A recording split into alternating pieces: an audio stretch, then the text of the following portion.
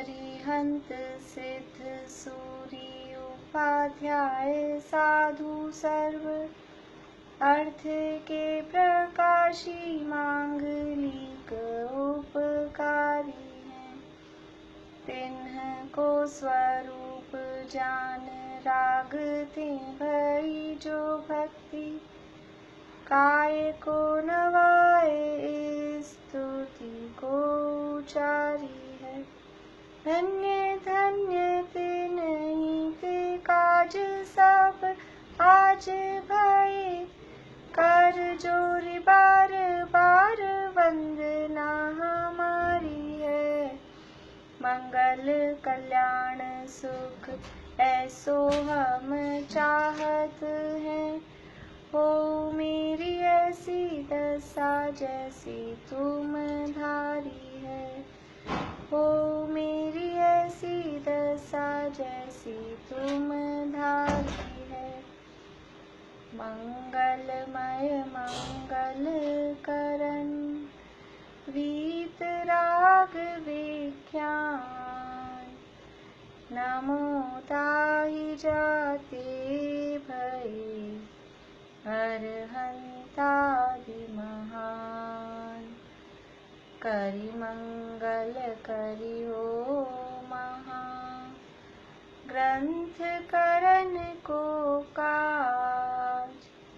जाते मिले समाज सब पावे निज पद राज। सो निज भाव सदा सुखद अपनो करो प्रकाश। जो बहुविध भव दुख निको करो सत्यानाश। करिए सत्यानाश।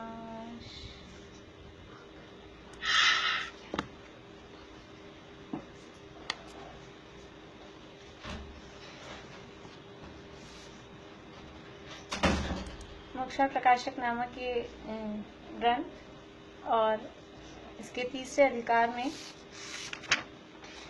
कर्म के उदय से या कर्म के उदय अथवा क्षयोपशम से होने वाला दुख और उससे निवृत्ति कर्मों से संसार दुख और उसका मूल कारण यहाँ बता रहे हैं। संसार में कैसा दुख है और उस दुख का मूल कारण क्या है।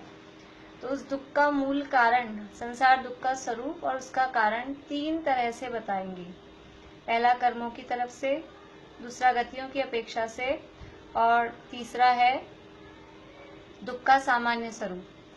तो कर्मों की अपेक्षा से जो दुख का वर्णन चल रहा है और उस दुख को दूर करने का उपाय, उसमें हमारी चर्चा हुई ज्ञानावरण, दर्शनावरण और मोहिनी। मोहिनी के दोनों भेद, दर्शन मोहिनी और चारित्र मोहिनी से होने वाला दुख और उससे निवृत्ति। निवृत्ति के लिए सच्चा उपाय क्या बताया। ज्ञानावरण दर्शनावरण के संबंध में हम देखें तो ज्ञानावरण दर्शनावरण के क्षयोपशम से जो दुख हो रहा था, उस दुख को मिटाने का उस दुख को दूर करने का उपाय क्या कहा। हाँ सुनीता आंटी बोलिए।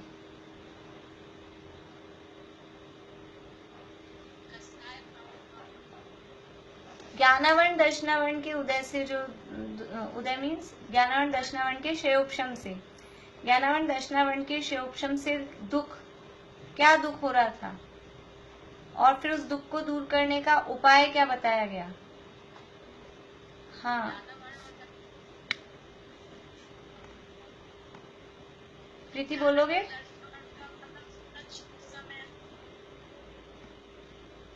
चलिए प्रीति तुम बता पाओगे। वो ज्ञानावरण दर्शनावरण की क्षयोपशम से मतलब जितना हमें ज्ञान हो रहा है लेकिन हमें जानने की इच्छा ज्यादा है चीजों को कि हम क्या क्या जान जाए। तो वो इच्छा जो वो मोहनीय के उससे है, मोहनीय के कारण से, कषाय से। तो कषाय नहीं करेंगे तो इच्छा भी नहीं होगी मतलब। हाँ तो एक शब्द में कहेंगे तो उस दुख को दूर करने का उपाय भी सम्यक दर्शनादि की कहा। ज्ञानावरण दर्शनावरण के क्षयोपशम से जो दुख हो रहा था, उस दुख को दूर करने का उपाय भी सम्यक दर्शन बताया। और यहाँ मोहनीय कर्म के उदय से जो दुख हुआ, दर्शन मोहनीय तो साफ साफ ही मिथ्यात्व ही है, और चारित्र मोहनीय के उदय से भी जो दुख हो रहा था, कषायों के अनुसार कार्य करने की जो इच्छा हो रही थी, उस दुख का दूर करने का उपाय भी सम्यक दर्शन आदि ही कहे हैं। अब देखिए आगे है अंतराय कर्म के उदय से होने वाला दुख और उससे निवृत्ति, पेज नंबर 57।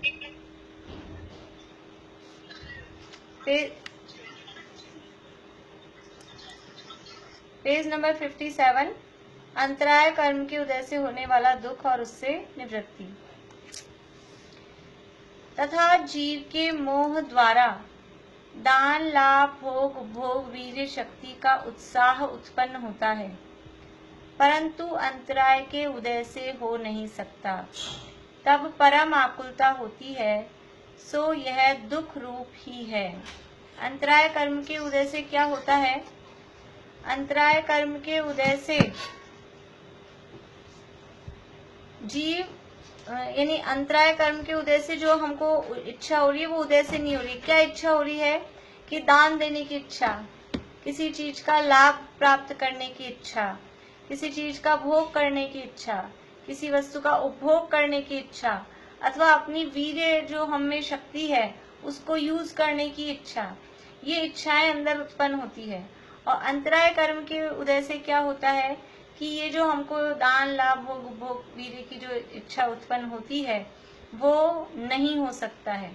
और वो जब नहीं होता है, कोई इच्छा उत्पन्न हुई और उसके अनुसार काम नहीं होता है, तो क्या होता है? तब परम आकुलता होती है। आकुलता भी कैसी होती है?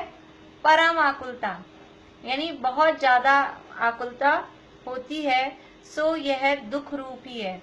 क्योंकि अंतराय कर्म का बहुत शॉर्ट में निपटा दिया, अंतराय कर्म के उदय से होने वाला जो दुख है उसका स्वरूप। तो हमारा कोई भी काम हो नहीं पा रहा है, हम काम करना चाह रहे हैं लेकिन वो काम नहीं हो पा रहा है। अब वो काम के टाइप्स 5 यहाँ बता दिए। दान देने रूप काम है, लाभ प्राप्त करने रूप काम है, भोग उपभोग करने रूप कार्य है, अथवा कोई शक्ति का यूज लेने रूप कार्य है। ये हम करना चाह रहे हैं लेकिन उसको कर नहीं पा रहे हैं। तो उसको कर नहीं पा रहे हैं, उसमें मूल कारण क्या है? तो मूल कारण है उसमें अंतराय का उदय। लेकिन बाहर में वो कारण क्या दिखते हैं? अंतराय का उदय तो दिखता नहीं है, कर्म तो किसी को दिखता नहीं है। तो अंतराय का उदय हो, वो सामने दिखे कि ये उदय आ गया तो हमको ये काम नहीं हो रहा है, ऐसा तो किसी को दिखता नहीं है। वो अंतराय का उदय तो है अंतरंग निमित्त, और वो अंतराय का उदय जो अंतरंग निमित्त है वो बाहर में अपना काम पूरा करने के लिए किसी और को भेजता है। ये तो है कर्म, और कर्म अपना काम करने के लिए नौकर्म लगाता है। कर्म के निर्देशन में चलते हैं, कर्म के उदय से जो प्राप्त होते हैं वो नौकर्म कहलाते हैं, जो संयोग प्राप्त होते हैं। तो ये अंतराय कर्म के उदय से जो काम उसको करना है, अंतराय कर्म को, वो अपना काम करने के लिए खुद नहीं सामने आता। खुद तो समझ लीजिए बैक ऑफ द स्टेज रहता है, वो तो खुद तो पर्दे के पीछे रहता है। और सामने किसको भेजता है? सामने कोई ना कोई व्यक्ति, कोई वस्तु, हाँ, कोई ना कोई जो संयोग है, बाहरी कोई परिस्थितियां हैं, कोई व्यक्ति है, कोई वस्तु है, वो सामने उसको भेजता है, वो दिखते हैं। वास्तव में वो व्यक्ति या वस्तु या परिस्थिति वो हमारे काम में बाधा नहीं डाल रहे हैं। वास्तव में, एक्चुअल में तो बाधा डालने का असली कारण कौन है? कि वो कर्म का उदय, जिसने उसको सिखा पढ़ा के भेजा है, वो तो उसके हिसाब से काम कर रहा है, उसको कोई मतलब नहीं है। उस व्यक्ति को, उस वस्तु को हमारे काम में बाधा डालना कि नहीं डालना, उसको वास्तव में कोई प्रयोजन नहीं है। लेकिन क्योंकि वो किसका नौकर है, किसका हिसाब से चलता है, कि वो कर्म के उदय के हिसाब से चलता है, तो इसलिए वो व्यक्ति हमको अपने काम में बाधा डालता हुआ दिखता है। और फिर क्या करते हैं कि हम समझते हैं कि ये व्यक्ति ने हमारे काम में बाधा डाली और हमारा काम नहीं हो पा रहा है, तो वो परम आकुलता होती है, वो बहुत दुख रूप है। इसका उपाय क्या करता है कि जो विघ्न के बाह्य कारण सूझते हैं उन्हें दूर करने का उद्यम करता है। अब वो अंतरंग कारण तो दिख नहीं रहा, एक्चुअल में विघ्न किसके द्वारा आया, ये रोग बाधा किसने डाली, एक्चुअल में तो ये दिखता नहीं है, और बाहर में कोई व्यक्ति दिख रहा है या कोई वस्तु दिख रही है, वो बाधा डालती हुई दिख रही है। तो जो विघ्न के बाह्य कारण सूझते हैं उन्हें दूर करने का उद्यम करता है कि ये समझ लीजिए हम कोई चीज खाना चाह रहे थे, किसी का भोग करना चाह रहे थे, और सामने से इन्होंने हमको भोग नहीं करने दिया, इसने हमको मना कर दिया, इसने हमको रोक दिया। हम दान देना चाह रहे थे लेकिन इसने हमको दान नहीं देने दिया। तो ऐसा वो जो सामने जो कारण दिख रहा है उसको दूर करना चाहते हैं, ये हट जाए, ये चला जाए, मैं इसके सामने खा नहीं सकती हूँ, तो ये व्यक्ति चला जाए तो फिर मैं आराम से खा लूं। तो वो जो विघ्न के कारण दिखाई दे रहे हैं उसको दूर करना चाहते हैं, परंतु वह उपाय झूठा है। लेकिन ये जो बाहर की वस्तुओं को हम दूर करना चाह रहे हैं, गर्मी से परेशान हैं तो गर्मी को दूर करना चाहते हैं, ठंडक पैदा करना चाहते हैं, और कृत्रिम ठंडक हम पैदा भी करते हैं।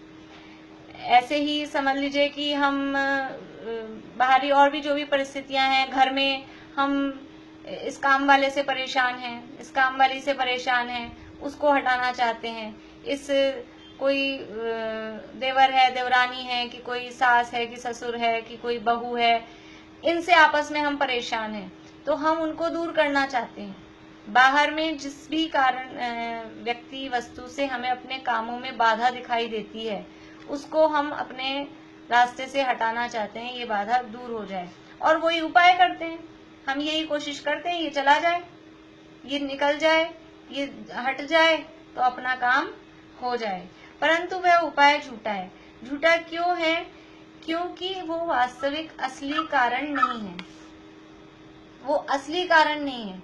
यदि वो असली कारण होता, जो उपाय जिसको हम हटाना चाह रहे हैं, जिसके कारण हम अपने काम में बाधा समझ रहे हैं, यदि वास्तव में वही बाधक होता तो उसको दूर करने पर हमारा काम हो जाना चाहिए था, लेकिन एक्चुअल में वो असली कारण नहीं है। उपाय करने पर भी अंतराय का उदय होने से विघ्न होता देखा जाता है। कोई काम हमारा नहीं होना है और हम समझ रहे थे इस व्यक्ति के कारण नहीं होता है। जैसे समझ लीजिए कोई ऑफिस टाइप के ऐसे कोई काम हो, कोई गवर्नमेंट के कोई काम हो, हमको कोई फाइल पास करानी हो, कोई काम कराना हो, इस तरह की कोई चीज हो, तो ऐसा लगता है कि इस सीट पे जब तक ये वाला क्लर्क बैठा है ना तब तक अपना काम नहीं होता, ये बहुत अड़ियल आदमी है, ये जल्दी से काम करता ही नहीं है, ये हट जाए, ये चला जाए तो फिर अपना काम हो जाए। और समझ लीजिए कि बाई चांस वो चला गया, या फिर अपनी खुद की इतनी अप्रोच है कि उसका ट्रांसफर करा दिया, उसको वहां से हटा दिया, वो जो बाधक बन रहा था हम उसको बाधक समझ रहे हैं तो उसको हमने अपने रास्ते से हटा दिया। फिर भी क्या होता है कि फिर भी हमारा काम नहीं होना, कोई दूसरी अड़चन आ जाती है, कोई और फॉल्ट निकल जाती है, कुछ और हो जाता है। तो अगर वो काम नहीं होना है तो क्यों, उसका मूल कारण क्या है? उसका मूल कारण तो अंतराय कर्म का उदय है, और जब तक वो अंतराय कर्म का उदय नहीं टलता है तब तक वो काम नहीं होगा। एक कारण को हम हटाएंगे और अगर अंतराय का उदय है तो कोई और निमित्त बनेगा, कोई और निमित्त बनेगा, क्योंकि काम होता है तो अंतराय का उदय भी वास्तव में निमित्त है, लेकिन वो अंतरंग निमित्त है। बाहर में और दूसरे निमित्त होते हैं, और अंदर में खुद को उस रूप परिणमन करने की उपादान की योग्यता वो वास्तव में अंतरंग में नहीं है। तो इसका उपाय यह करता है कि जो विघ्न के बाह्य कारण सूझते हैं उन्हें दूर करने का उद्यम करता है, परंतु वह उपाय झूठा है। उपाय करने पर भी अंतराय का उदय होने से विघ्न होता देखा जाता है। अंतराय का क्षयोक्षम होने पर बिना उपाय भी विघ्न नहीं होता, इसलिए विघ्नों का मूल कारण अंतराय है। जैसे समझ लीजिए कोई है, समझ लीजिए कोई बच्चा है और वो चॉकलेट खाना चाहता है। अब वो देख रहा है कि मम्मी जब तक है ये तो खाने नहीं देंगी ज्यादा, मैंने आज वैसे ही काफी खा लिया है तो ये खाने नहीं देंगी। तो ये सोचता है मम्मी जब जल्दी से निकले यहाँ से और अपन खा लें। तो वो अभी चॉकलेट खाने में बाधक किसको मान रहा है कि ये मम्मी बाधक है। अब मम्मी चली गई तो फिर क्या हुआ कि फिर वो चॉकलेट खाना चाहता है। अब उसने खोला रैपर और खोला, और खोलते ही वो जमीन पे गिर गई। अब उसको अगर अंतराय का उदय है, उसको नहीं खाने है, इस तरह का उसका उदय है, तो कोई ना कोई दूसरा निमित्त बनता है। और किसी भी तरह से अपन इसको उदाहरण से समझ सकते हैं, जो भी कोई काम अगर नहीं होने वाला है और अभी हमारे उसमें बाधा आनी है, तो उसमें किसी न किसी रूप में बाधा आएगी। बाहर में ये जो कारण दिख रहे हैं, वास्तव में वो असली कारण नहीं है। हमारे काम में बाधा डालने वाले ये बाहर के व्यक्ति, वस्तु, परिस्थितियां, ये असली कारण नहीं है। असली कारण तो अपने ही कर्म का उदय है।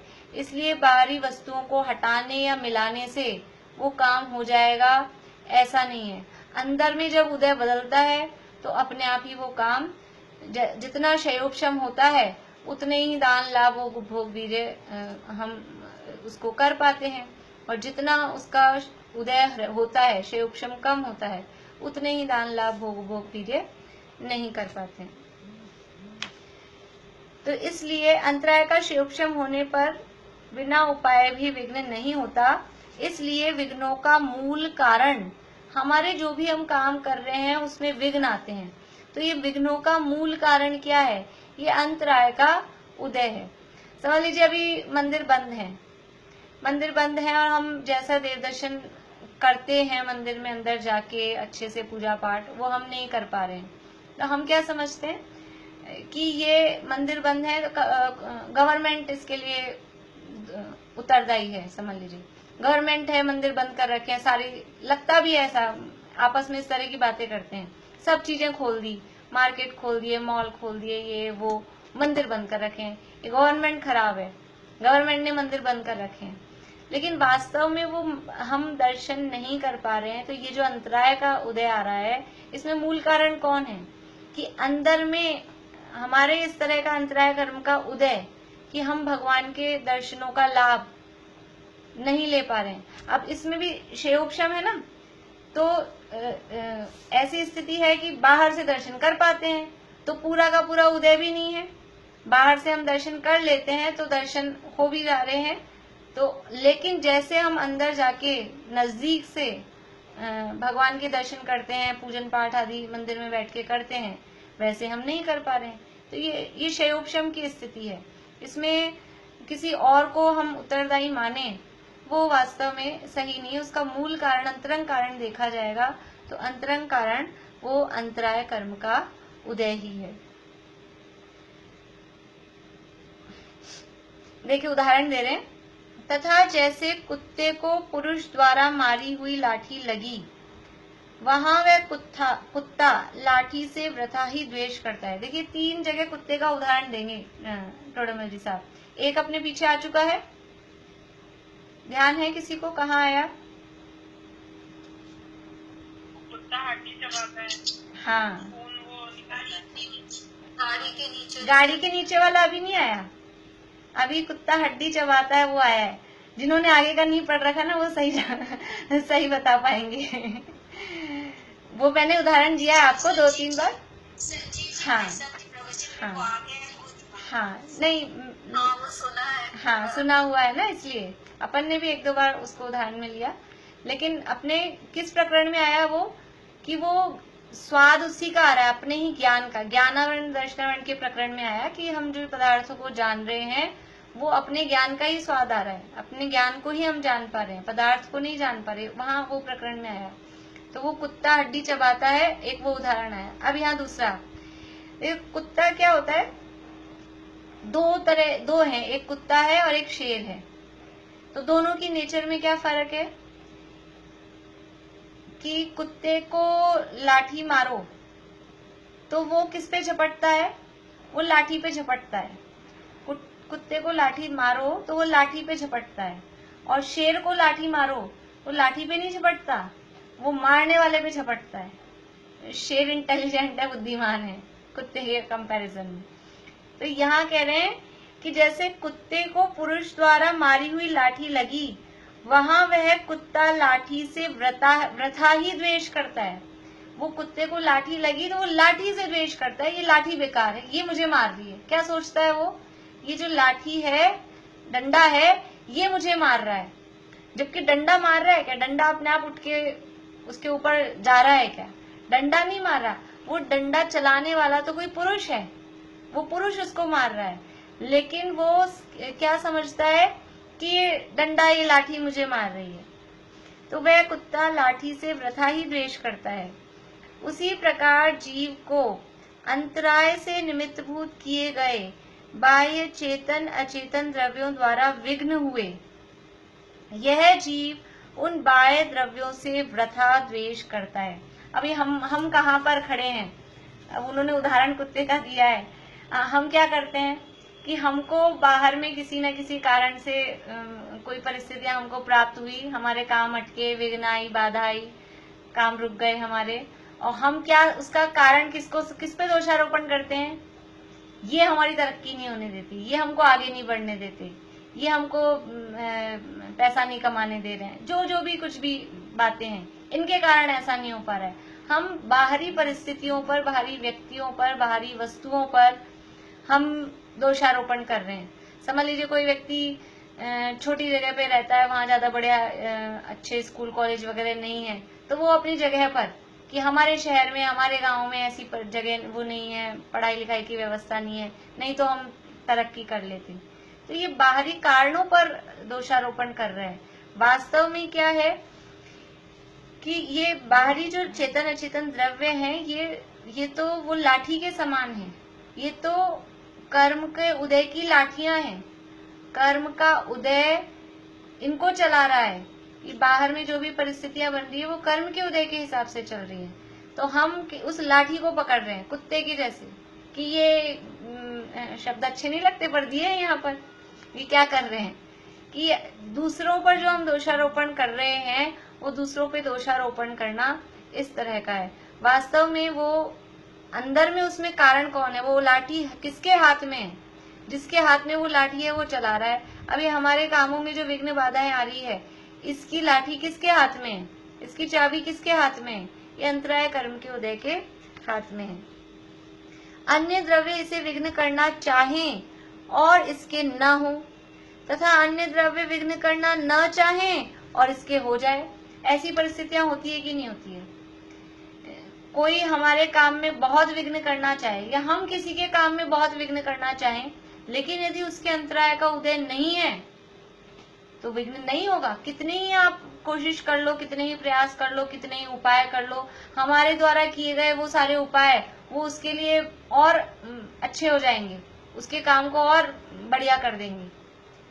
तो जब तक सामने वाले के अंतराय का उदय नहीं होगा अथवा हमारे अंतराय का उदय नहीं होगा, तब तक कोई कितना भी चाहे, कितने भी प्रयास करे, वो हमारे काम में बाधा नहीं डाल सकता है। दोनों तरफ से लगाना, ये प्रकरण पढ़ के से दिमाग निश्चिंत निर्भर हो जाता है कि अपन किसी का बुरा करना चाहेंगे और उसके बुरा होने का उसका ऐसा उदय ही नहीं है, तो हमारे सारे प्रयास बेकार है। क्यों हम अपना जो एफर्ट्स है, हम अपनी शक्ति क्यों उसमें लगाएं? और ऐसा डर रहता हो, ये हमारे काम बिगाड़ देता है, ये हमारे काम बिगाड़ देता है, ये बाधा डालता है। तो वो जो डर अंदर में रहता है, उस डर से भी निर्भय हो जाएंगे। क्योंकि जो हमारे जैसा उदय होगा, यदि अंतराय आना होगा तो कोई क्या करेगा? वो आएगा ही। और यदि नहीं आना होगा तो कोई कितनी ही कोशिश करे, वो अंतराय नहीं आएगा। तो अन्य द्रव्य इसे विघ्न करना चाहे और इसके न हो, तथा अन्य द्रव्य विघ्न करना न चाहे और इसके हो जाए। कौन अपने, समझ लीजिए माता पिता का कि बच्चों का कौन बुरा चाहता है? यानी उनके किसी काम में बाधा आ जाए। अपन मान लीजिए बच्चों की ऑनलाइन क्लासेस चल रही हैं और है ना, अपन उसकी क्लास के लिए अपन व्यवस्था करके दो, जल्दी जल्दी भी तू क्लास में बैठ जा, और फिर क्या हो, अपन तो चाह रहे हैं इसके काम में विघ्न नहीं आए, और फिर अपने ही हाथ से कुछ ऐसा हो जाए कि वो समझ लीजिए एकदम से मोबाइल बंद हो गया, कि वो लिंक गायब हो गई, कि वो ऐप गायब हो गया। हम विघ्न करना नहीं चाह रहे, लेकिन यदि उसके अंतराय का उदय है तो अपने हाथ से किसी भी रूप में वो विघ्न हो जाएगा। तो अन्य द्रव्य विघ्न करना न चाहे और इसके हो जाए, इसलिए जाना जाता है कि अन्य द्रव्य का कुछ वश नहीं है। जैसे समझ लीजिए, यद्यपि वहां विघ्न वाली बात नहीं है, लेकिन पुराणों में जो कहानी आती, समझ लीजिए कृष्ण की मृत्यु अपने भाई के हाथ से हुई, तो वो भाई मारना नहीं चाह रहा, कृष्ण के जो भाई थे जरत कुमार, उन्हीं के तीर से उनकी मृत्यु हुई। तो ऐसा दिव्य ध्वनि में पहले ही आ गया कि जरत कुमार के निमित्त से कृष्ण की मृत्यु होगी, तो वो भाग गए वहां से कि मेरे निमित्त से मेरे भाई की मृत्यु है, मैं यहाँ से चला जाता हूँ। लेकिन क्योंकि जैसी होनहार होती है उसी हिसाब से काम होता है, तो वो कोई उनको विघ्न करना चाहे, उनकी समझ लीजिए आयु में बाधा डालना चाहे, आयु खत्म करना चाहे, मारना चाहे, ऐसा था नहीं। लेकिन फिर भी उनकी जब मरण का टाइम आया तो उसी तरह के निमित्त बन गए। तो इसलिए यह जाना जाता है कि अन्य द्रव्य का कुछ वश नहीं है। जिनका वश नहीं है उनसे किस लिए लड़ें? जिनका वश ही नहीं चल रहा है, लड़ना है तो कर्म के उदय से लड़ो। और फिर वो कर्म का उदय, हमें लड़ाई करनी तो सामने वाला तो वो तो कठपुतली है, कर्म के उदय की कठपुतली है। अब हमें झगड़ा करना है तो कर्म के उदय से लड़ो। अब वो कर्म कहाँ से आया? कर्म कहाँ से आया? कर्म कैसे आया अपने पास में? स्वयं के द्वारा करे। स्वयं नहीं बांधे, अपने ही परिणामों से बंधे। वो घूम फिर के गाड़ी अपने पे आ जाएगी। अब जब किसी भी चीज का कोई अपन देख रहे हो ना कि ये किसने किया, ग्लास यहाँ किसने रखा, ठोकर लग गई, ये फूट गया, तो पहले अपन चिल्लाएंगे ये किसने रखा था, ये किसने फोड़ दिया, कैसे हुआ। फिर पूछेंगे किसने रखा, क्या आपने ही रखा था, तो चुप हो जाते हैं। फिर अपने आप को डांटे कोई, जितना गुस्सा दूसरों पर करते हैं, अपने ऊपर कोई गुस्सा करे फिर चुप। ऐसे ही जब ये गाड़ी घूम फिरकर अपने पे ही आती कि ये कर्म के उदय जो आ रहे हैं ये हमारे ही द्वारा बांधे हुए हैं, तो ऐसा करके पर पदार्थों से दृष्टि हटे, तो ये प्रकरण समझ के पर पदार्थों से दृष्टि हटे तो स्वयं भी ये समझ लीजिए जो अंतराय कर्म के क्षयोक्षम से जो दुख हो रहा है वो अपने आप ही कम हो और सम्यक दर्शन प्राप्ति की ओर प्रयास हो। इसलिए जाना जाता है कि अन्य द्रव्य का कुछ वश नहीं है, जिनका वश नहीं है उनसे किस लिए लड़े। इसलिए यह उपाय झूठा है। पहले उस दुख का स्वरूप बता दिया एक लाइन में, और दुख का मूल कारण वो अंतराय कर्म है। अभी जो उपाय करता है वो बताए कि किस तरह के उपाय, वो लाठी के रूप में है। ये जो परद्रव्य है वो लाठी के समान है और उन परद्रव्यों में हेरफेर करके अपने अंतराय कर्म को बदलना चाहता है, लेकिन वास्तव में ये उपाय झूठा है। तब सच्चा उपाय क्या है? फिर अब सच्चा उपाय क्या है? देखिए उपाय एक ही है, रोग कितने भी हों पुड़िया एक ही मिलेगी सबको दवाई की, रामबाण है। वो लाल पीली जो गोलियां बंधी हुई है डॉक्टर साहब के पास पुड़िया में, वही मिलने वाली हैं। जो चूर्ण बंधा हुआ है वैद्य जी के पास, वही मिलने वाला है। तब सच्चा उपाय क्या है? मिथ्या दर्शनादिक से इच्छा द्वारा जो उत्साह उत्पन्न होता था वह सम्यक दर्शनादि से दूर होता है। देखिए पहले तो ऊपर जो कहा ना सबसे पहली लाइन में कि मोह द्वारा दान लाभ भोग उपभोग वीर्य शक्ति का उत्साह उत्पन्न होता है। ये हमको ये जो इच्छा हो रही है दान लाभ भोग उपभोग वीर्य की, इसके पीछे भी कारण क्या है? ये मोह का उदय। यदि ये इच्छा ही नहीं हो, देखिए हमें दान देने की इच्छा हो और हम दान नहीं दे पाए तब दानांतराय का उदय है। हमें रसगुल्ला खाने की इच्छा हुई और हम रसगुल्ला नहीं खा पाए तो हमारे भोगांतराय का उदय है। लेकिन यदि हमारे रसगुल्ला खाने की इच्छा ही नहीं है और हमने रसगुल्ला खाया भी नहीं तो हमारे उदय है क्या? फिर भोगांतराय का उदय है क्या? रसगुल्ला खाने की हमें इच्छा ही नहीं थी और हमको खाने को भी नहीं मिल रहा है। फिर कोई या समझ लीजिए कुछ ऐसा होता है ना कभी कभी कि अपने को कोई चीज पसंद ही नहीं है, रसगुल्ला ही समझ लीजिए। ऐसे भी लोग होते हैं जिनको नहीं पसंद होता है, रसगुल्ला नहीं पसंद है और कोई हमको देने भी नहीं दे रहा है, हमको रसगुल्ला नहीं, इनको मत दो, तो अब हम अंतराय कर्म का उदय फील करेंगे क्या? फिर हमारे में वो बाधा डाल रहा है क्या? हम तो खुश होंगे, अच्छी बात है, मत दो, नहीं जबरदस्ती खिलाएंगे, हमको तो भाता भी नहीं है, पसंद भी नहीं है। तो जब इच्छा होती है और फिर वो काम नहीं हो पाता है तब वो उदय है। अब ये इच्छा कहाँ से हो रही है? ये इच्छा हो रही है मोह के द्वारा दान लाभ भोग उपभोग वीर्य शक्ति का ये उत्साह, ये करने की इच्छा उत्पन्न हो रही है।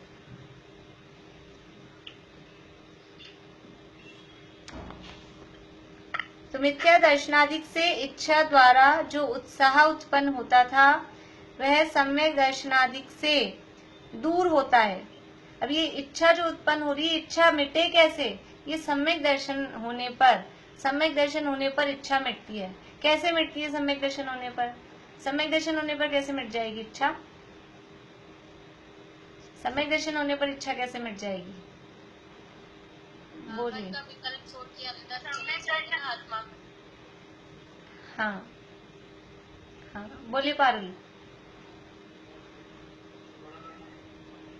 सम्यक दर्शन होने में तो इच्छा ही नहीं होती, इच्छाओं का ही दिल होता। ऐसा नहीं है, सम्यक का अभाव होने से है ना, सम्यक दर्शन होने में मोह का अभाव होएगा, मोह का अभाव होने से इच्छा होगी। मोह का अभाव होने से इच्छा नहीं होगी। सम्यक दृष्टि जी को इच्छा नहीं होती क्या? कोई सम्यक दृष्टि है? इच्छा तो सम्यक दर्शन होने से उसमें हम राग द्वेष नहीं करें। हाँ देखिए, सम्यक दर्शन होने पर यहाँ जो कहा ना कि सम्यक दर्शन आदि से वो इच्छा दूर होती है। सम्यक दर्शन जब तक नहीं था तब तक हम उस वस्तु से लाभ मान रहे थे, उसको इष्ट मान रहे थे, या इस वस्तु से हम अपनी हानि, अपना बुरा मान रहे थे। पर पदार्थों से लाभ हानि की मान्यता थी। जब तक सम्यक दर्शन नहीं था तब तक पर पदार्थ मेरा भला करते हैं अथवा बुरा करते हैं, ऐसी मान्यता थी। अब सम्यक दर्शन होने पर वो वस्तु का स्वरूप समझ में आया कि कोई पदार्थ ना तो लाभ करता है ना हानि करता है, ना हमारे लिए लाभदायक है ना हानिकारक है। पदार्थ तो पदार्थ है।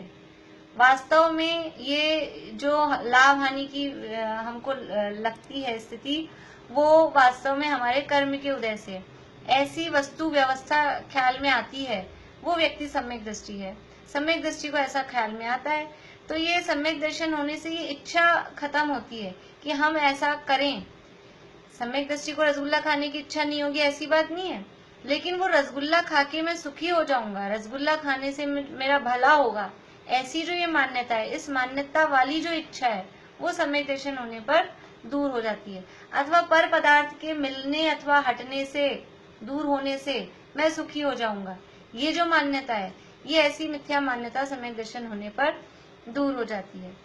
तो मिथ्या दर्शनादि से इच्छा द्वारा जो उत्साह उत्पन्न होता था वह सम्यक दर्शनादि से दूर होता है, और सम्यक दर्शनादि द्वारा ही अंतराय का अनुभाग घटे तब इच्छा तो मिट जाए और शक्ति बढ़ जाए, तब वह दुख दूर होकर निराकुल सुख उत्पन्न होता है।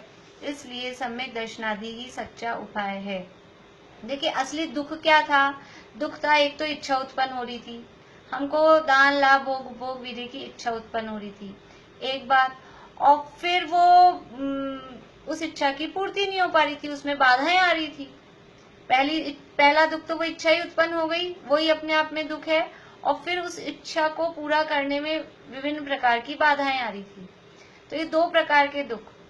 अब यहाँ क्या कह रहे हैं कि सम्यक दर्शन होने पर पहले बात तो वस्तु का सही स्वरूप समझ में आ जाए, तो वो उस तरह की तत्संबंधी मिथ्यात्व जन्य जो इच्छाएं हैं वो इच्छाएं खत्म हो जाती है, एक बात।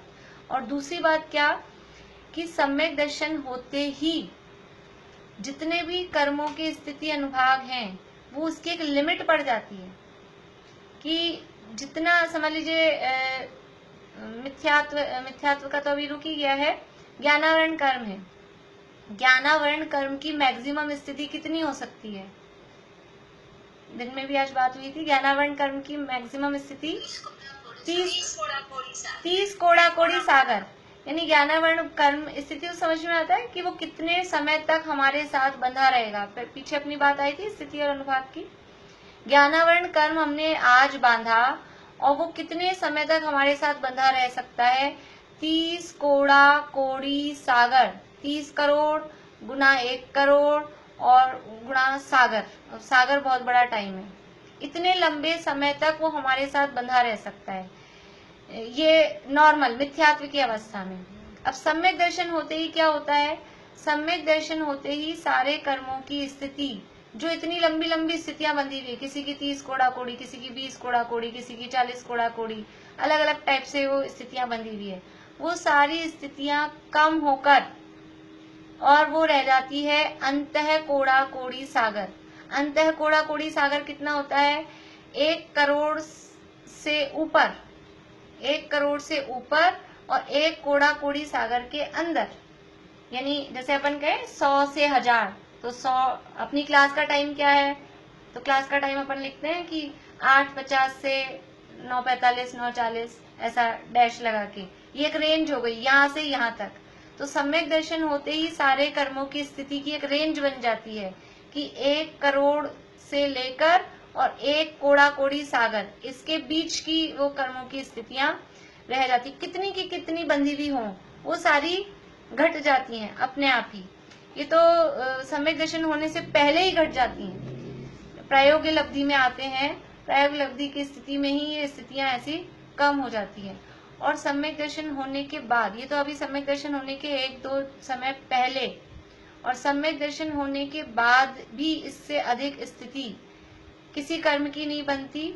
और अभी गोष्ठी चल रही थी समय सार की, तो अभी एक और बात विकास जी, छावड़ा विकास भैया हैं इंदौर के, उन्होंने बताई कि ये अंत्य कूड़ा कूड़ी सागर तो कहने की बात है, अभी प्रेजेंट में हमारे पास कर्मों की, मान लीजिए सम्यक दृष्टि के जितनी मैक्सिमम, किसी भी कर्म की जो मैक्सिमम स्थिति है, समझ लीजिए उदाहरण के लिए कोई सब कर्मों की मिला के मैक्सिमम स्थिति 100 वर्ष की है, सबसे ज्यादा किसी कर्म की स्थिति वो 100 वर्ष की है। तो अब जो कर्म बंधेंगे वो 100 वर्ष के अंदर अंदर ही बंधेंगे। समझ में आ रही बात? कोई जीव सम्यक दृष्टि हो गया, अब उसको इस समय सम्यक दर्शन होने के बाद में वो अंत्य कूड़ा कूड़ी सागर तो घट ही गई है, अब वो अंत्य में जितनी भी हो गई हो, तो अब वो सम्यक दर्शन होने के बाद में अब वो नए जो कर्म बंधेंगे, नए भी कर्म बनते रहेंगे। 41 प्रकृतियों का संवर हुआ है, बाकी की प्रकृतियां बंध रही हैं, तो वो जो नए कर्म बंध रहे हैं उन कर्मों की स्थिति भी वो उससे ज्यादा नहीं बनेगी कि जितना अभी अपने पास स्टॉक है ना, स्थिति की जितनी रेंज है उसके अंदर अंदर ही आगे के कर्म बनेंगे।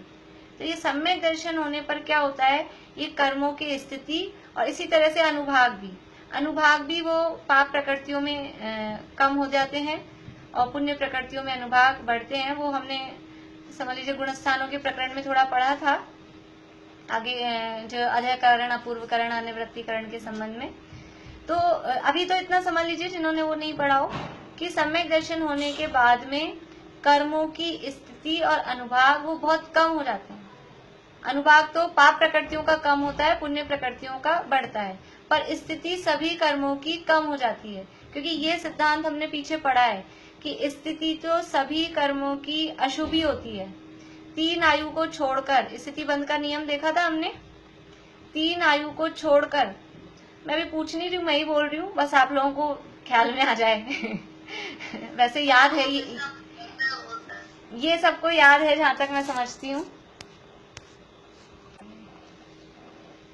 तो स्थिति बंध में क्या नियम है कि 3 आयु को छोड़कर, 3 आयु तो पुण्य प्रकृतियां मान ली और बाकी जितने भी कर्म की प्रकृतियां हैं वो सब क्या है, पाप रूप अप्रशस्त लिया, इसलिए पाप प्रकृतियों में कषाय अधिक होने पर स्थिति भी अधिक, ऐसा सम प्रमाण है ना, अशुभ प्रकृतियों में, पाप प्रकृतियों में सम प्रमाण और पुण्य प्रकृतियों में विषम प्रमाण। तो पुण्य प्रकृतियां कितनी ली थी स्थिति बंध के प्रकरण में, केवल 3 आयु, बाकी सारी प्रकृतियों की जो स्थिति है, स्थिति अशुभ रूप ही होती है। तो इसलिए सम्यक दर्शन होने पर स्थिति तो सब कर्मों की घट जाती है और अनुभाग में पुण्य का अनुभाग बढ़ता है, पाप का अनुभाग कम हो जाता है। तो यहाँ क्या बात कह रहे हैं 57 पेज पे लास्ट लाइन से, सम्यक दर्शनादि द्वारा ही अंतराय का अनुभाग घटे। अब सम्यक दर्शन होते ही वो अंतराय का अनुभाग भी कम हुआ। अनुभाग से होता क्या है, जितना ज्यादा अनुभाग होता है उतना वो तीव्र उदय में आता है। अनुभाग कम होता है तो जैसे अंतराय की बात अभी चल रही है, अनुभाग कम है तो वो थोड़ा सा मामूली सा या कोई ज्यादा जरूरी काम नहीं है, मतलब इतना इम्पोर्टेंट बात नहीं है, उसमें अंतराय आया, वो हुआ मंद अनुभाग। और अनुभाग तीव्र है तो हमारे को बहुत जरूरी चीज थी, बहुत इम्पोर्टेंट काम था और वो काम हमारा उसमें बाधा पड़ गई, वो काम नहीं हो पाया, या बहुत ज्यादा कोई चीज हम नहीं दे पाए दान के संबंध में या भोग के संबंध में। तो ये अनुभाग से फर्क पड़ता है कि किस तरह का वो उसमें होगा। तो अनुभाग कम हो, मन अनुभाग घट जाए तब इच्छा तो मिट जाए और शक्ति बढ़ जाए। अनुभाग कम होगा तो इच्छा भी अपने आप ही कम होगी। अंतराय का अनुभाग कम है तो हमको भी इच्छा अपने आप ही कम होगी, हमको वो इच्छा नहीं होगी। इच्छा नहीं होगी तो बाधा वाली बात है ही नहीं। तो इच्छा भी मिट जाए और शक्ति बढ़ जाए, जो भी दान लाभ भोग उपभोग वीर्य की जो भी शक्ति है वो बढ़ जाएगी। तब वह दुख दूर होकर निराकुल सुख उत्पन्न होता है। इसलिए सम्यक दर्शनादि ही सच्चा उपाय है।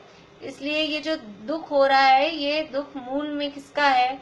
इच्छा का और पर पदार्थों में दोषारोपण करने की जो हमारी प्रवृत्ति है, उसके कारण ये दुख हो रहा है। और सम्यक दर्शन होने पर वो इच्छा भी अपने आप मंद होती है और वस्तु का सही स्वरूप ख्याल में आता है।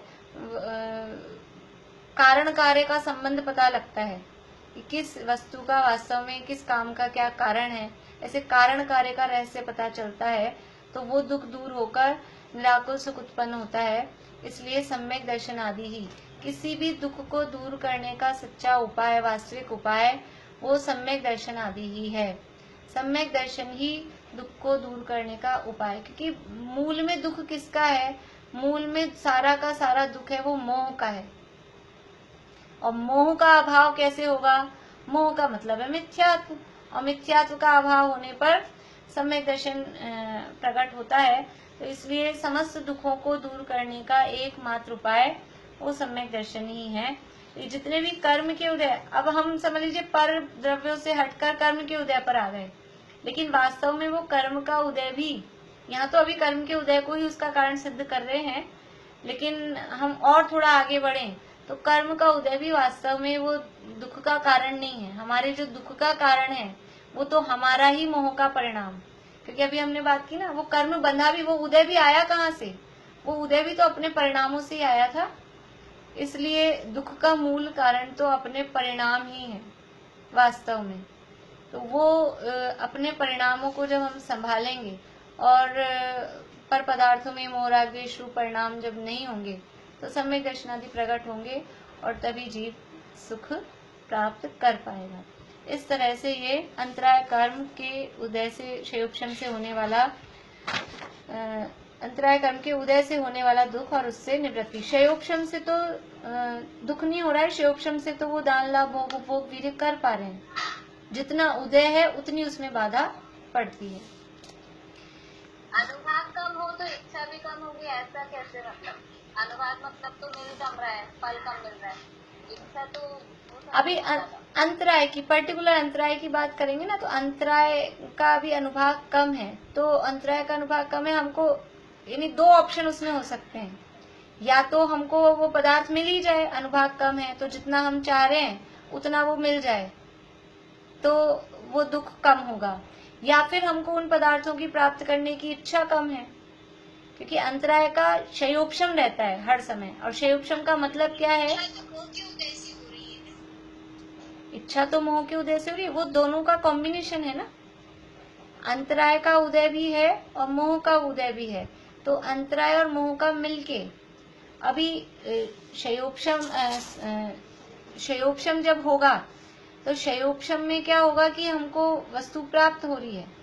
तो क्षयोपशम हर समय बना हुआ है, तो ऐसा नहीं है अंतराय, जैसे ज्ञानावरण दर्शनावरण का हर समय क्षयोपशम है, ऐसे ही अंतराय का भी हर समय क्षयोपशम है। तो कुछ हमें दान लाभ यानी कुछ प्राप्ति होती है, लाभ के संबंध में बात करें, कुछ चीजों का अपने को लाभ होता है, कुछ चीजों का लाभ नहीं हो पाता। जैसे अभी अपने इसमें अपन देखें, अभी हमारे ये लाभांतराय का उदय है कि क्षयोपशम है, क्या कहेंगे? ये लाभांतराय का क्षयोपशम है, परंतु किस रूप में है कि हम जैसे मंदिर में बैठ के वहाँ क्लास में पढ़ते थे वैसा तो नहीं है, तो अंतराय का उदय ऐसा ही कहने में आएगा ना। अभी अंतराय का उदय है तो वो अंतराय का उदय है, लेकिन ऐसे हम लाभ ले पा रहे हैं। ज्योति जी हंस रही है वो लाभ ही लाभ हो रहा है, जो लोग नहीं ले पा रहे थे उनको लाभ ही लाभ हो रहा है, तो वो अंतराय का क्षयोपशम है। लेकिन अब ये वाले को अपन मान ले हमारे क्षयोपशम है, अब उसको मंदिर को अपन छोड़े इसमें। लेकिन कभी कभी क्या होता है, कभी कभी नेटवर्क अभी बहुत अच्छा चल रहा है, एक बार भी बंद नहीं होता किसी दिन तो, और किसी दिन क्या होता है बार बार में लेफ्ट होते हैं, बार बार में ज्वाइन होते हैं, बार बार में लेफ्ट होते हैं, कभी आवाज अच्छी नहीं आ रही है, तो ये क्या है, जिस दिन ऐसा हो रहा है उस दिन वो अंतराय का अनुभाग ज्यादा है। और अभी हमको बराबर सही समझ में आ रहा है, तो अंतराय का क्षयोपशम है। अब इसमें दुख का कारण क्या है कि हमको तो सुनने की इच्छा है, हमको को क्लास का लाभ लेने की इच्छा है, और फिर हम लाभ नहीं ले पा रहे हैं, वो अंतराय उसमें काम दे रहा है। अब किसी को क्लास सुनने की ज्यादा इच्छा भी नहीं थी, अंदर से ही सोचा चलो आज फ्री बैठे हैं, चला लिया। कभी कभार कुछ लोग आते हैं तो सोचा आज फ्री हैं, चला लिया, और फिर उनके नेटवर्क नहीं आ रहा है, बार बार में लेफ्ट हो रहे हैं, फिर सोचता है बंद ही कर दिया। तो उनको उस हिसाब से वो इच्छा कम है, तो उनको अंतराय का उदय भी कम फील होगा, इतना उनको परेशानी नहीं होगी। लेकिन जो रेगुलर सुन रहे हैं और जिनकी नहीं चल पाती है, फिर वो फील करते होंगे आप लोग कि फिर वो कितनी ऐसे लगता है कि चल नहीं रहा है, आवाज नहीं आ रही है, तो वो उस हिसाब से आकुलता ज्यादा होती है। तो ये एक्चुअल में मोह का उदय और ये साथ में ही होता है। तो अनुभाग ज्यादा होने पर, कर्म के उदय का अनुभाग ज्यादा होने पर पाप कर्मों के संबंध में वो हमको उस चीज का उतना लाभ नहीं हो पा रहा है, या समझ लीजिए उस वस्तु की प्राप्ति या जो भी चीज जिसकी से भी रिलेटेड कर्म है वो नहीं हो पाता है। पाप में अनुभाग ज्यादा हुआ फिर? हाँ, पाप में अनुभाग ज्यादा होने पर हमें समझ लीजिए बाधाएं आएगी, या ज्ञान नहीं हो पा रहा है, जिस भी कर्म से संबंधित है पाप, जिस भी टाइप के पाप कर्म से संबंधित है। समझ लीजिए अपन साता असाता के संबंध में देखें तो असाता वेदनी के उदय से बुखार हुआ, पाप कर्म है असाता वेदनी, बुखार हुआ। अब उसका अनुभाग कितना होगा कि एक तो 100 डिग्री बुखार हुआ और 104 डिग्री बुखार हुआ, तो अनुभाग ज्यादा है तो 104 डिग्री बुखार है, और अनुभाग कम है तो बुखार तो है लेकिन 100 डिग्री है, 99 डिग्री है। तो वो इस रूप में ये अनुभाग ऐसे काम करता है, वो किस तरह से कितना हमको कर्म बाधा पहुंचाएगा, वो उसमें फर्क देता है। चलिए, और किसी को कुछ पूछना है? हाँ बोलिए। एक इंद्रिय जीव में और निगोटिया में भी अंतराय का क्षयोपशम होता है या उदय होता है? नहीं, सभी जीवों में, जितने भी संसारी जीव हैं, जितने भी इंद्रिय वाले जीव हैं, ज्ञानावरण, दर्शनावरण और अंतराय का क्षयोपशम ही होता है, पूरा का पूरा उदय नहीं आता। लेकिन अभी यहाँ जो लिखा है ना ज्ञानावरण अंतराय के उदय से, तो यहाँ तो दुख की बात कर रहे हैं। क्षयोपशम का मतलब है कि कुछ वो जो हमारा गुण है, ये घातिया कर्म है, ये घातिया कर्म हमारे गुणों को घात रहे हैं, ढक रहे हैं। तो वो जो उस कर्म से रिलेटेड हमारा गुण है वो कुछ तो प्रकट है, कुछ ढका हुआ है, इसका मतलब है क्षयोपशम। तो अंतराय कर्म है वो मूल रूप में हमारी शक्ति का घात करता है। तो अब हमारी शक्ति कुछ तो प्रकट है, कुछ ढकी हुई है, इसका नाम है क्षयोपशम। तो एकेंद्रिय जो भी जीव हैं, पृथ्वी कायिक, जल कायिक, अग्नि कायिक, पांचों ही प्रकार के स्थावर जीव भी हैं, उनके भी अंतराय का क्षयोपशम है। कैसे है कि जानने की शक्ति, उनको भी ज्ञानावरण का क्षयोपशम है, कुछ ना कुछ ज्ञान का अंश उनके भी प्रकट है, जिससे तो वो पहचान में आते हैं कि ये जीव हैं। अपने इस तरह की पंक्तियां आई थी जिससे उनका जीवितव्य जाना जाता है कि ये भी जीव हैं, वो ज्ञान का अंश उसमें है। तो वो ज्ञान की शक्ति, ये जो गुण है ना, ये आपस में, ये जैसे कर्म भी आपस में कोरिलेट, मतलब मिलजुल के काम करते हैं, ऐसे गुणों में भी आपस में संगठन होता है। ज्ञान गुण है तो जानने का काम कब होगा, उसके साथ में वीर्य गुण भी चाहिए, ज्ञान जानने की शक्ति। पहले अधिकार में जो अरहंतों का स्वरूप है, देखिए निकाल लीजिए, 2 नंबर पेज है, अरहंतों का स्वरूप। काफी लोगों ने नहीं पढ़ा था, इसलिए थोड़ा सा उसमें अपन ने बात की थी। इसकी 5वीं लाइन, या थोड़ा सा शुरू से पढ़ के बताती हूँ आपको, 3री लाइन से पढ़ के बताती हूँ। अरहंतों का स्वरूप चल रहा है कि अरहंत हो गए, 4 घातिया कर्मों का क्षय करके अनंत चतुष्टय रूप विराजमान हुए। वहां अनंत ज्ञान द्वारा तो अपने अनंत गुण पर्याय सहित समस्त जीवादि द्रव्यों को युगपत विशेष बने से प्रत्यक्ष जानते हैं। अनंत दर्शन द्वारा उनका सामान्य अवलोकन करते हैं। अनंत वीर्य द्वारा ऐसी सामर्थ्य को धारण करते हैं। अनंत ज्ञान और अनंत दर्शन हुआ, यानी जानने देखने की शक्ति हो गई।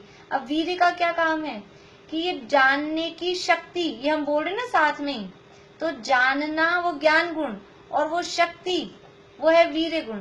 तो एकेंद्रिय को भी जानने की शक्ति है। अब वो कितनी शक्ति है, कितना जानेगा, वो बात अलग मैटर है, लेकिन उसको भी जानने की शक्ति है, उसको भी देखने की शक्ति है, उसको भी सुख दुख का अनुभव करने की शक्ति है। तो ये अंतराय का अगर संयोक्षम नहीं होगा तो वो जान भी नहीं पाएगा, फिर सारे ही गुण उसके समझ लीजिए घाते जाएंगे, बिल्कुल वो गुणों का अभाव ही हो जाएगा। तो ये तीन जो कर्म है, ज्ञानावरण, दर्शनावरण और अंतराय, ये तीन कर्मों का संयोक्षम सदा संसारी जीवों के रहेगा ही। या तो इनका क्षय होगा या क्षयोक्षम होगा। पूर्णतः उदय, उदय भी होता है, जितना उगाड़ नहीं है उतना उदय कहा जाता है, लेकिन पूर्ण रूप से उदय कभी भी नहीं होता है। इसीलिए तो केवल ज्ञान होता है, तो अंतराय कर्मों को अभाव होने पर ही केवल ज्ञान, पूरी शक्ति प्रकट होती। वो तीनों एक साथ ही जाते हैं, ज्ञानावरण, दर्शनावरण, अंतराय, तीनों कर्मों का नाश एक साथ ही होता है। चलिए, और किसी को कुछ पूछना है?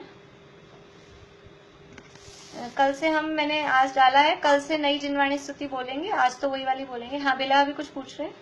जो क्वेश्चन पेपर में एक रिवाइज क्वेश्चन आता है, उसका क्या मीनिंग होता है? रेड उससे लिखा हुआ आता है कुछ,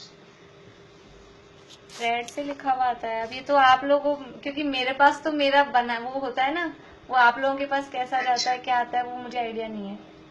किसी को आइडिया है कि क्या क्या लिखा हुआ आता है? एक या दो क्वेश्चन पे लिखा हुआ आता है रेड से, तो कुछ समझ कर तो दिया, मैं समझ नहीं आया कि क्या मतलब, उसका मीनिंग नहीं समझ आया किसी को। आनता आनंद सब जग हास में परिहास में, पर आपने निर्मद किया परिहास को परिहास में।